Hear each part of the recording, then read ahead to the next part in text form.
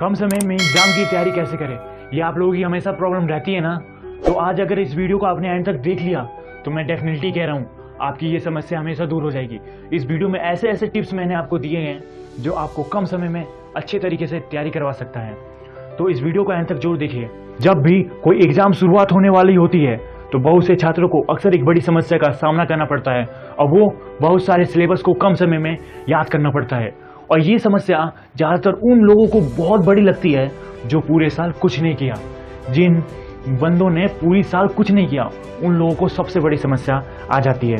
तो वो बंदे क्या करते हैं, कंफ्यूज होकर इंटरनेट पे सर्च करने लग जाते हैं कि हम एक महीने में कैसे एग्जाम की तैयारी करें, एक हफ्ते में एग्जाम की तैयारी कैसे करें, एक दिन में एग्जाम की तैयारी कैसे करें।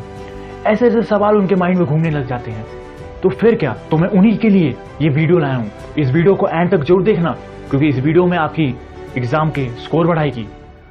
तो फर्स्ट पॉइंट है, सबसे पहले पुराने पेपर या सैंपल पेपर या सिलेबस को देखकर। इसका मतलब कि पुराने पेपर और सैंपल पेपर को इस तरह एनालाइज कीजिए, इस तरह एनालाइज कीजिए कि आपको किस तरीके से पढ़ना है, किस तरीके से पढ़ना है, चैप्टर में से कहाँ से क्वेश्चन बन रहे हैं ये देखिए। सैंपल पेपर लीजिए, क्वेश्चन पेपर लीजिए प्रीवियस ईयर का, और दोनों चैप्टर खोलिए और एनालाइज कीजिए दोनों में कि क्वेश्चन कहाँ से आ रहा है और किस तरीके से क्वेश्चन कहाँ से उठ के कैसे तरीके से बनाया जा रहा है।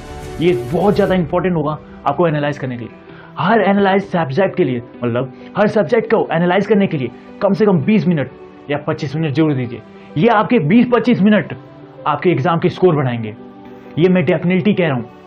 एनालाइज करने के बाद ये जरूर देखिए उस एनालाइजिंग टाइम में कि किस चैप्टर से सवाल सबसे ज़्यादा पूछे गए, किस चैप्टर से सवाल सबसे कम पूछे गए, किस चैप्टर से सवाल कम पूछे गए और किस चैप्टर से आपको सवाल नहीं पूछे गए, किस चैप्टर से सवाल आपको सबसे ज़्यादा पूछे गए और वो आसान थे, और किस चैप्टर से सवाल आपसे ज़्यादा पूछे गए लेकिन वो बहुत ज़्यादा कठिन थे।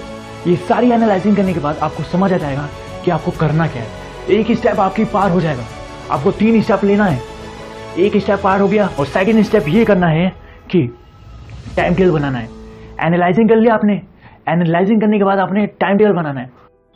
उस टाइम टेबल को डीपली और सख्ती से फॉलो करना है और एक दिन का जो टास्क आपका है उस एक दिन में ही कंप्लीट करना है। 2 घंटे का जो टास्क है आपको उस 2 घंटे में ही कंप्लीट करना है। इस तरीके से पढ़िए, कोशिश करिए कि उससे पहले ही आप कंप्लीट करना चाहोगे, कर पाओ। अगर आपने ऐसा किया तो आप डेफिनेटली एक दिन का टास्क अगर कंप्लीट कर लिए तो आप आगे एग्जाम में भी अच्छा स्कोर कर पाओगे, क्योंकि आपका कॉन्फिडेंस लेवल बढ़ते जाएगा रोज अगर आपका रोज का टास्क कंप्लीट हो रहा है तो। और टाइम टेबल में बदलने से, टाइम टेबल को बदलाव में बचे, टाइम टेबल को बदलने से बचे, टाइम टेबल के चेंजेस में बचे। अगर आप हमेशा टाइम टेबल बदलते ही रह जाओगे किसी भी कारण से तो आपकी तैयारी अच्छी तरीके से नहीं हो पाएगी, आपकी तैयारी अच्छी तरीके से नहीं हो पाएगी। ये मैं लिख के दे रहा हूँ। चलो मान लिया हो भी गई तो उतनी अच्छी से नहीं होगी जितनी अच्छी से आप अपने फर्स्ट वाले टाइम टेबल पे सेट करके आपने फॉलो करना चाहा था। तो टाइम टेबल से थर्ड और फाइनल स्टेप, आसान चैप्टर को सबसे पहले कीजिए। इसका मतलब ये है कि अगर आपने आसान चैप्टर को पहले कर लिया तो आपका आधा से ज़्यादा सिलेबस पहले हो चुका होगा और आसान चैप्टर आपके जल्दी भी हो जाएंगे। और आसान चैप्टर अगर जल्दी हो गए तो आपका कॉन्फिडेंस लेवल भी बढ़ेगा कि हाँ मैंने तो इतना कर लिया है ना, अब तो कुछ ही रह गए हैं, कुछ ही चैप्टर रह गए हैं।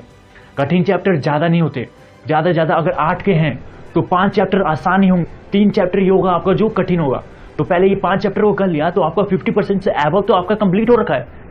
मान लेते हैं कि आपका 80 मार्क्स का एग्जाम है जिसमें से आपने 50% से तो एबव कर ही लिया ना, 50% से एबव कर लिया, इट्स में मान लो 50 मार्क्स आपने गेन कर लिए, बच गए कितने, 30 मार्क्स। 30 मार्क्स में 3 चैप्टर, तो फर्स्ट चैप्टर सेकंड चैप्टर कोशिश कीजिए तीनों चैप्टर को करने की, और जिसमें से 2 चैप्टर डेफिनेटली आपके हो जाएंगे। हो सकता है वो लास्ट वाला ना हो तो यार 20 मार्क्स तो यहाँ भी गेन हो गए ना, 50 और 20 70 मार्क्स, 10 मार्क्स ही रह गए ना, कोई नहीं।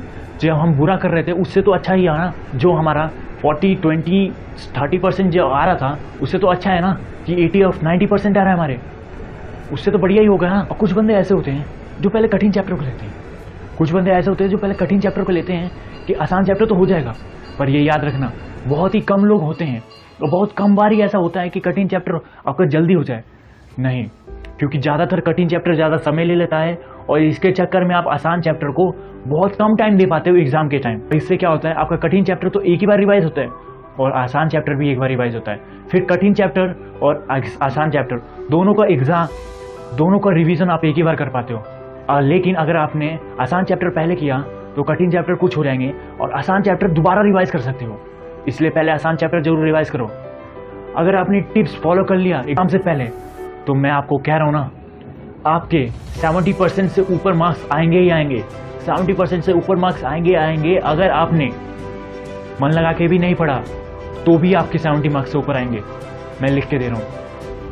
Thank you for watching this video. Video पसंद आई तो लाइक शेयर सब्सक्राइब करना ना भूलिएगा हमारे यूट्यूब चैनल को, और प्लीज़ यार शेयर जरूर कीजिएगा हमारे यूट्यूब चैनल को।